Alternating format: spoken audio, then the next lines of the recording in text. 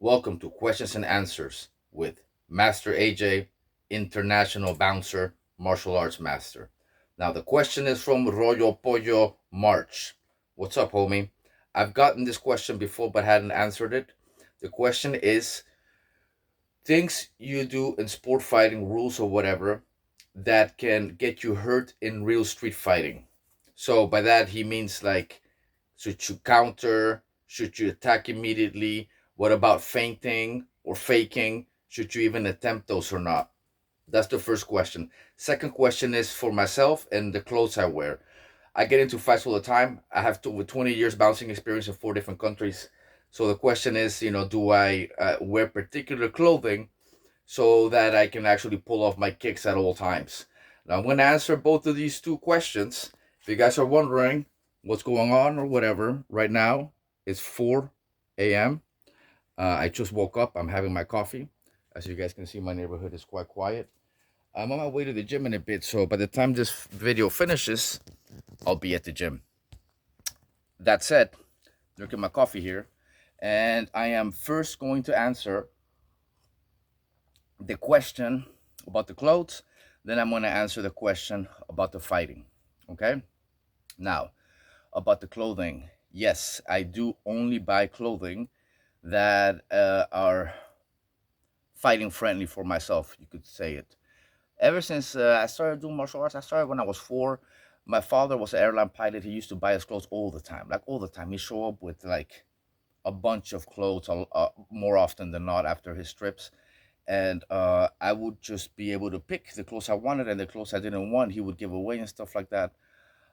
So I would always put on jeans or pants, and then I would kick with them. And if I was not able to go into like almost the splits, because I couldn't do the splits all the way yet back then, or if I couldn't throw my legs around comfortably, I didn't want the pants. Like literally, when I was 4 or 5 years of age, I would put them on, kick, kick, kick, kick around. Oh, doesn't fit. Yeah, uh, I swear that on my mother, my daughters, on everything that's dear to me. On my legs, I swear that on my legs, on my kicking ability, that since I was 4 or 5 years of age, I would already only pick clothes that I could throw kicks in, and of course that extended over to me being an adult. I only buy stretchy pants, stretchy jeans. I only wear leggings or shorts in which I can go into a full split. If I cannot go into a full split with the pants that I'm buying, I don't buy them. Okay, so that said, I also have really big legs. I'm gonna try and show you guys a shot of my legs for you guys that don't know me. But look at how wide my legs are. I have really wide legs. This is my hand. Look at the size of my legs. I got really big legs. So one of the problems I have is that my legs touch. When I walk, they touch, see? Like I have to open up my legs this wide for them to not touch when I'm walking. So the problem I have with my jeans and all the pants I wear, I'm going to show you guys one day because I have a lot of the pants here that I wear. Some of the pants that I've been wearing are brands that I've been wearing is Armani jeans, Pierre Cardin, Levi's, different brands. But whoa, off the phone there. Different brands, guys. But the brand that I enjoy the most, that I bought the most by far, is Armani jeans. Armani jeans by far has lasted me the most, is the most comfortable, and it's just by far the best brand that I've bought as far as jeans. And I bought all kinds of different jeans, tight jeans, baggy jeans, you name it. But the problem I have with my legs touching each other is that my pants always end up ripping in the middle, in the inner thighs of my legs. They end up always ending up with holes and tearing in the middle. And sometimes even after 6 months, I already have holes in between the pants. The Armani jeans are by far the jeans that I've had this the least with. I have a pair at home that lasted me almost 8 years. Unfortunately, the Armani jeans brand discontinued, and they don't make them anymore. But look at this bicycle lane. That's a bicycle lane on the street. Like, you guys see that lane in the middle right there? That's a bicycle lane in the middle of the street. Anyways, so moving on to things that you do in sports fighting that could get you hurt in real fighting. Now, honestly, guys, with all due honesty, all fight sports have this problem because of something called rules. As soon as you throw rules into the equation, the whole game changes for the best and also for the worst. Every good thing has its bad thing. Every advantage has its disadvantage, right? So, yeah, they all do things that could get you hurt in real fighting. In my opinion, the main one is clinching. Clinching. When you're clinching, you're getting real close to each other, and if the other person grabs something and stabs you, you're not going to be able to see the hands. When you're street fighting, you got to be able to know where the person's hands are at all times. If you don't know where the person's hands are or what they're grabbing before they grab it or when they're grabbing it, you could get seriously hurt. If you get stabbed, you could even lose your life. It's not a joke. You should always somehow be very aware of where the person's hands are, and you never want to get too close to a person's head because people will headbutt you in a fight. Another thing that happens a lot in a fight, people will grab your hair. And that's one of the hardest, most difficult things to get out of, is when someone grabs your hair. 4 o'clock in the morning, gym is literally empty. Oh, there's one person here.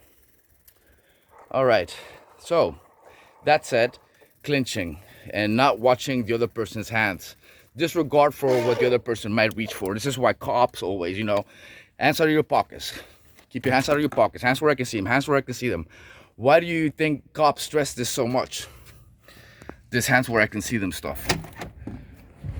They stress it because it's important to stress it for your own life. So that's one thing, clinching. Now, as far as attacking, feinting, countering, and all that stuff, most of the time when you get into a fight, you're going to want to be the first one to hit and connect, especially if you already know the fight might happen. You want to be the first person to hit and connect, because I think 97% of the time that's the person that wins. The person that hits first and connects in a fight is the first person that wins. Waiting too long, feinting, I don't recommend it. In the street, you should go all in when you go for an attack. Like you should have an A plan, B plan, C plan. Just when I fight people on the street, a lot of times, especially if I'm bouncing, I'll go right through them. By that I mean I'm not gonna punch here or do like boxing punches where if I miss I come back. No, I usually will sometimes even jump, put all my weight behind it, and hit them multiple times. That's if I'm using my hands, obviously. If I go for a kick, obviously I'm just going for a one kick knockout shot, and that's it, so that it's over immediately.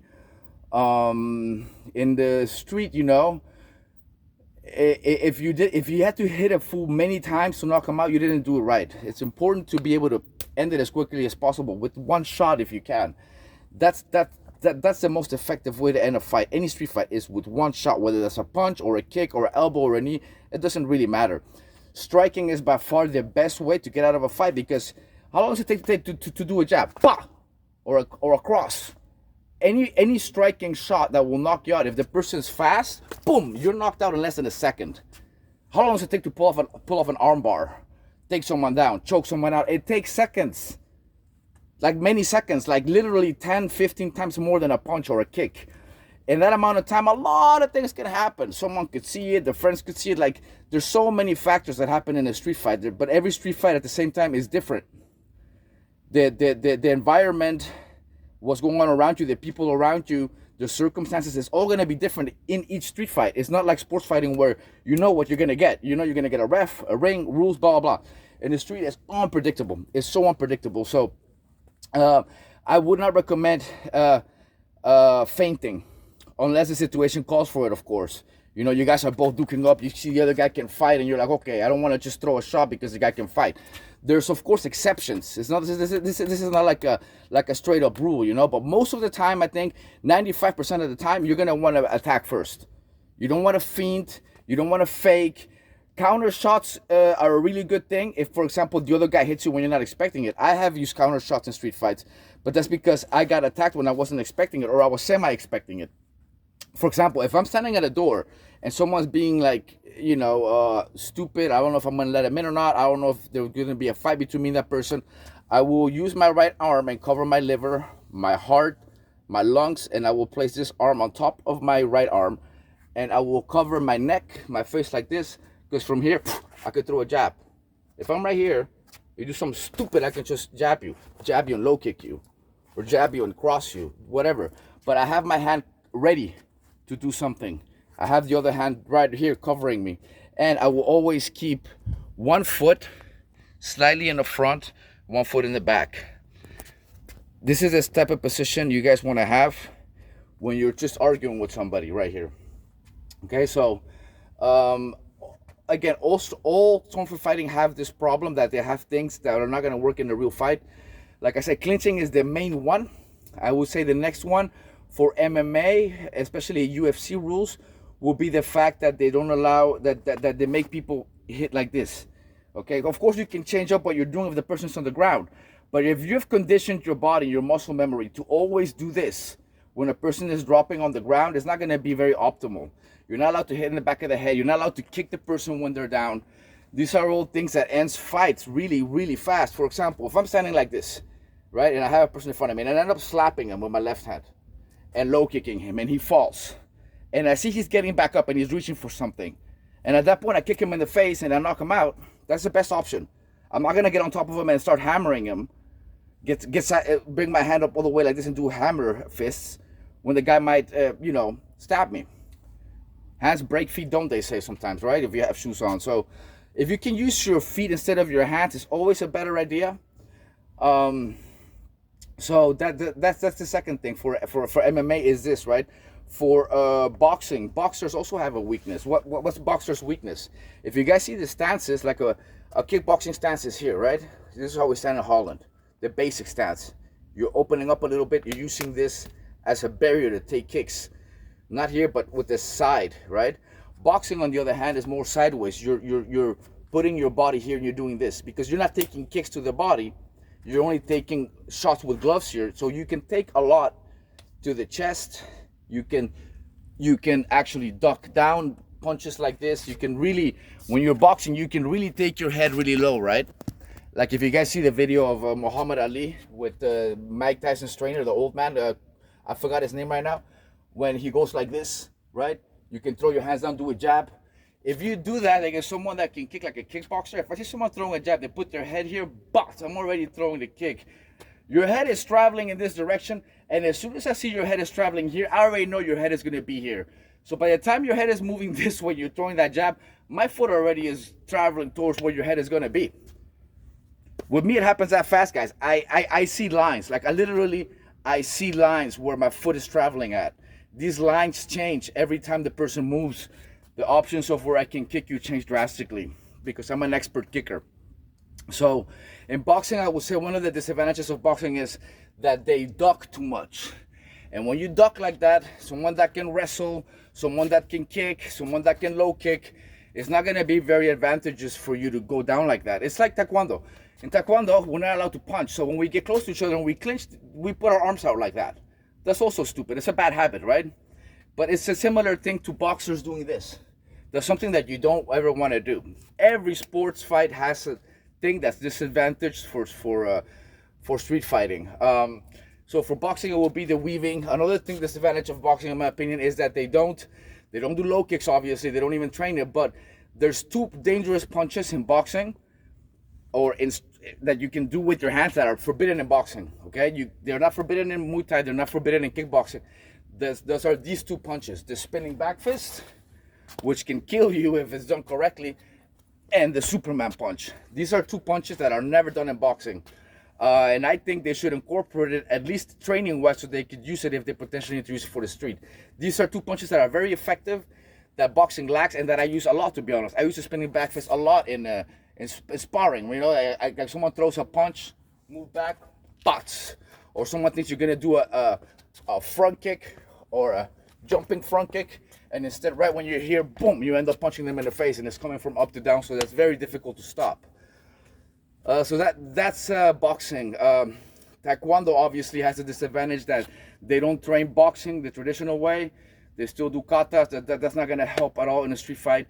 And they lack the low kick ability. So that's their disadvantage. If they face someone that punches them repeatedly in the face and throws a bunch of low kicks like a Dutch kickboxer, if they didn't really get a knockout head kick in right away, that's going to be disadvantages. That's going to be a big disadvantage for the Taekwondo guy.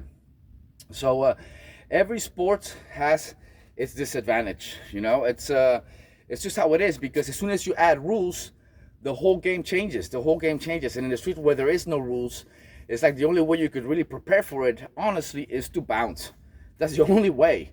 And this is why all these guys, all these YouTubers, if you notice, the main YouTubers that are like sort of popular, the most popular ones right now, like Rokas, Martial Arts Journey guy, Sensei Seth, Icy Mike, all of these guys, they avoid the Dutch kickboxing and the bouncer topics. These two topics, Dutch kickboxing and bouncing, they avoid like the plague. One of the reasons why they avoid this like the plague is because, in a way, this is the answer to a lot of what works and what doesn't.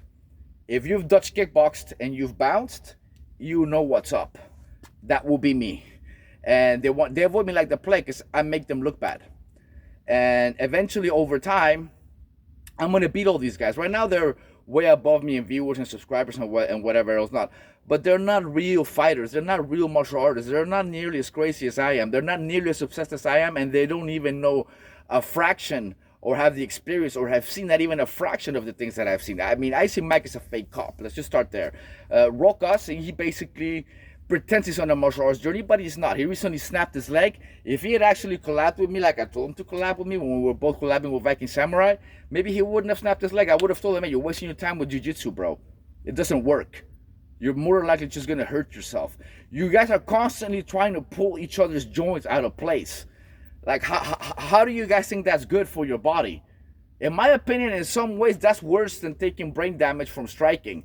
Because at the end of the day, if your goal is to be efficient at fighting and take the least amount of damage, the best way to do it is to spar hard, learn how to deal with it, and not do that ground fighting bullshit. And if you're going to do ground fighting, don't go for jiu-jitsu. Go for wrestling. Go for wrestling where you can pick the guy up and throw him. That, wrestling on the ground with a man, it's never been my cup of tea to begin with. To be down there with a man on top of me and, having his sweat all over me, making my ears ugly. And then at the end of the day, someone stabs you and it's not going to be efficient. Like Brazilian Jiu-Jitsu is one of the least efficient martial arts for the street. That BS Joe Rogan says that Brazilian Jiu-Jitsu is the best for the street. That's another crack of horseshit, because it's just not. People have died using Brazilian Jiu-Jitsu on the street or trying to use Brazilian Jiu-Jitsu on the street. It will mess up your joints. The best martial arts you can start with if you're a kid, is anything that's with flexibility. Taekwondo, karate, whatever. The next thing to take after that, in my opinion, is some kind of kickboxing, boxing, or Dutch kickboxing, and then add to that wrestling. You add these three, some form of that will get you really good at your kicking, because that's the hardest thing to do, guys. The hardest thing to get good at in martial arts physically, that you need to start with the youngest to be good at, is kicking. It requires flexibility and lots of training. You're not going to be able to pull that off once you're above a certain age. You're always going to be amateurish with your kicks. Like, for example, Joe Rogan. Joe Rogan is amateur with his kicks. He didn't start young enough. He started late and he quit early. So his level is also quite low. Joe Rogan's kicking level and fighting level is as good as his comedy level. You guys watch his comedy. Is that funny to you? Well, that's how good he is at fighting. It's the same thing. He's not that talented at fighting. He's as talented at fighting as he is at comedy. His real talent lies in podcasting, which for some reason he doesn't want to be the podcast guy, even though he should be proud of what he is. I love his podcast, but I stopped watching it lately because he's getting just a bit delusional, and I just don't like the way he tries to up people that are not talented just because they're his friends. Like these comedians that are not funny, and these martial artists that suck, like Michael J. White, and himself as well. But yeah, guys, I mean, every martial arts is going to have its disadvantage for the street. The only way to really, really, really know what works on the street is to see for yourself and really do what I do. Go on an actual real journey, I've been on a martial arts journey. Rokas is on a fake journey. He's just out to get views. He's already about to quit. He's made a video recently. Oh, my leg is fucked. I don't know if I can keep going. I don't know if I'll go with the channel. I don't know if I'll keep going with martial arts. This means to me he's not a real martial artist. I breathe, sleep, eat, sleep, shit, martial arts all day. It's like I cannot live without it. I've been doing it since I was 4, and I will never stop. And I've had injuries. I've had a stab wound here. I cannot close my hand further than this. This is not something I share with people. You know, I have a bullet wound in my leg here. I had surgery here. I have a plate here with 5 screws. Both of these injuries took me almost a year to recover from each of these. That's 2 years that I lost because of injuries. And I have more injuries that I'm not going to get into right now. But that's how you know when someone's a real martial artist. And over time, I'm going to beat all these YouTubers because I will have gained so much momentum, and they're running out of videos to make. I still have so much more to do, guys. Like, I have done this much on YouTube. Let me see the screen. Like, this much on YouTube so far. I still have this much more to do, the entire screen. There's so many things I still have to do. So many tutorials, so many stories, so many videos. I'm going to be writing a book. I'm probably going to be starring in a movie next year as well. So I'm busy with so many things. And there's just so much more that I have to give. And I'm never going to stop, guys. As long as I'm alive, the channel is going to keep going. My teaching is going to keep going. My training is going to keep going, because this is what I do. I am a real martial artist. I'm not a wannabe martial artist. I'm not a person who just practices martial arts and then stops. I'm a real lifelong master martial artist fighter. I'm the real deal. Like, I know what's up. I'm almost never wrong, or pretty much never wrong when it comes to martial arts and fighting, because I know what I'm talking about. When you know what you're talking about and you're an expert at shit, you can't be wrong. I never really touch subjects that I don't fully know everything about. This is the best way to not be wrong. Not that I care about being wrong or being right. I really don't care. I just do my thing. But it just seems to me that we live in an era now where everybody wants to be right, even if it's not factual, even if it's not the truth. So yeah, that will be it for this video, guys. So I do pick my clothes to be able to fight at all times. And yes, sports fighting has a lot of holes that won't transfer well to the street. And again, the answers to most effective martial art for fighting in the street: Dutch kickboxing. Here, I'll link a video up here at the end, this one right here, where it talks about why. It's not even me, it's somebody else talking about why Dutch kickboxing is the best martial art for self-defense. And bouncing. Here, I'll link some street fights that I've had bouncing, and some stories from Mexico. Here are stories from Holland. And here is me out kicking movie stars. So, I mean, I don't know how else to